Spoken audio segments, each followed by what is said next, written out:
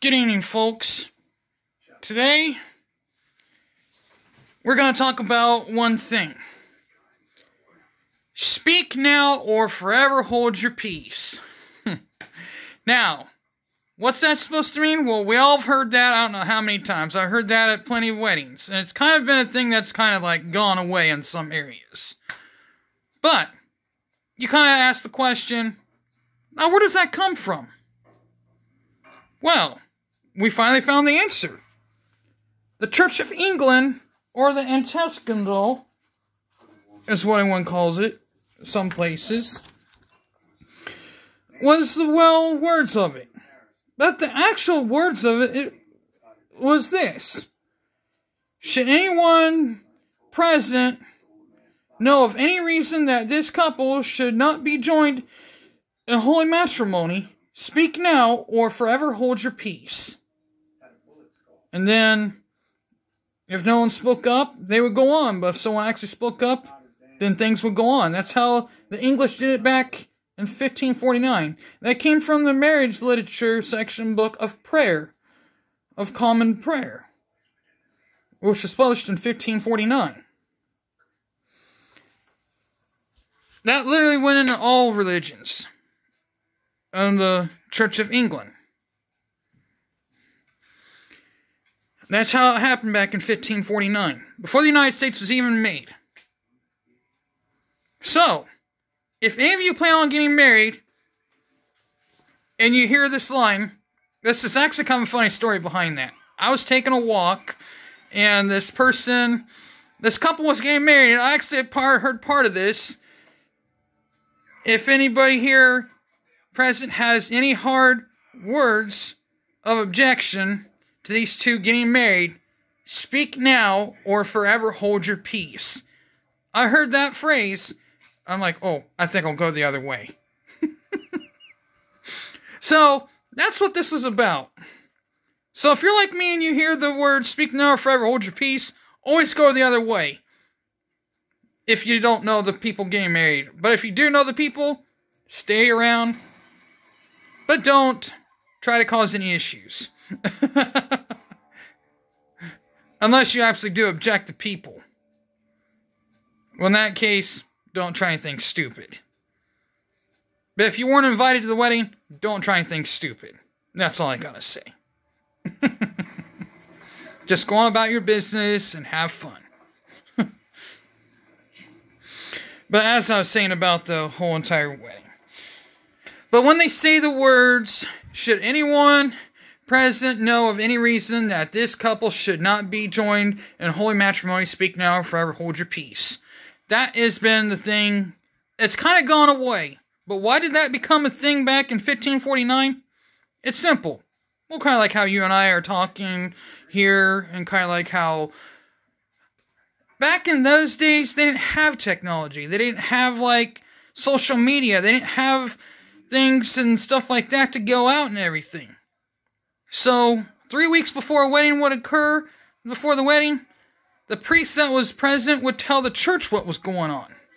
So, if there was ever a chance that anyone would have a chance to object, once he read that script, that's when someone had the chance to object. And lo and behold, I'm sure there are plenty of objections all up along the road. I'm sure some of them probably did work. And on some instances, it actually did happen. For instance, the one time, it wasn't really worded this way, but I saw it once. If there's anybody who objects to these two getting married, speak now or forever hold your peace. Was one way of saying it. There's many ways you can say it.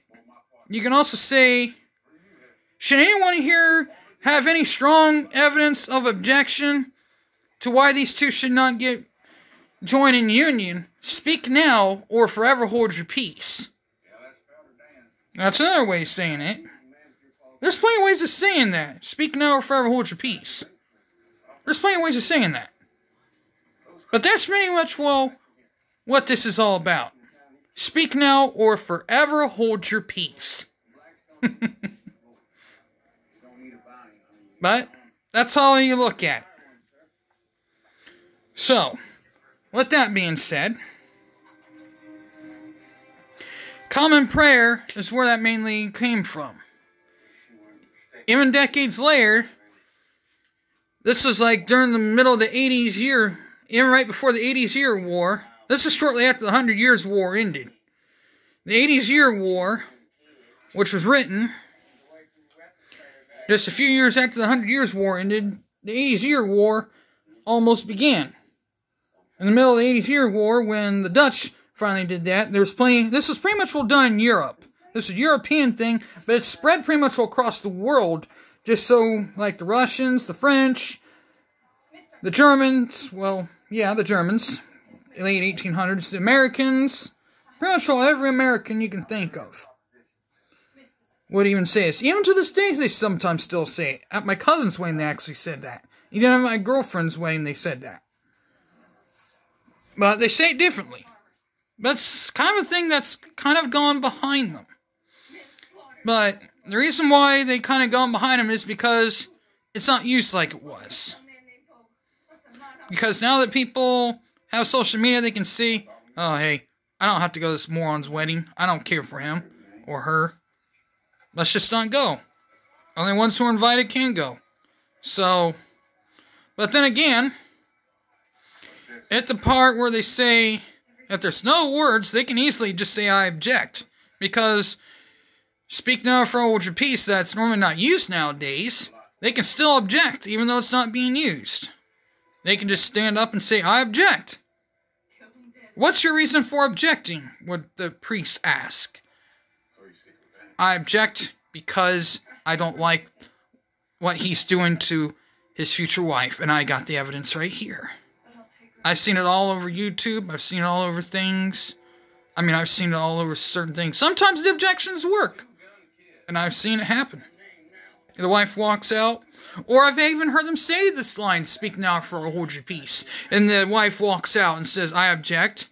Or the husband-to-be does the same thing, and they just walk out and said, you cheated on me, and you are doing it in an evil way, and they walk out. Sometimes the objections work, sometimes they don't. You should watch some of those. Just type in, speak now, or forever hold your peace, and see what happens.